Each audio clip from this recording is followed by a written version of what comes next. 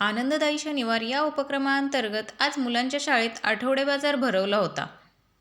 दुकानदारांना इकडे बघा,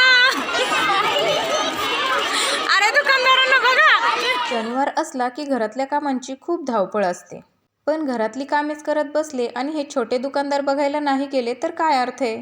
म्हणून मग घरातली सगळी कामे बाजूला ठेवून सगळ्यात आधी तर हे छोटे दुकानदार बघितले, त्यांच्याकडून काही खरेदी सुद्धा केली। या दुकानांमध्ये माझ्या मुलांनी भाग घेतला नव्हता, पण माझ्या मैत्रिणींच्या मुली मात्र होत्या।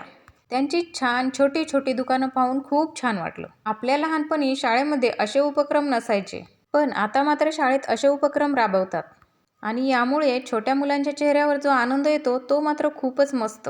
आता इथे मी ज्यूस बनवायला तर घेतला, पण या ज्यूसच्या भांड्यानं मला ज्यूस बनवायला अजिबात आवडत नाही, कारण याने ज्यूस कमी आणि राडा मात्र खूप जास्त होतो। तरीही आज याच भांड्यानं ज्यूस बनवला आणि नुसतीच मोसंबी खाऊन जो आनंद मिळणार नव्हता तो इथे हा ज्यूस पिऊन आम्हाला मिळाला।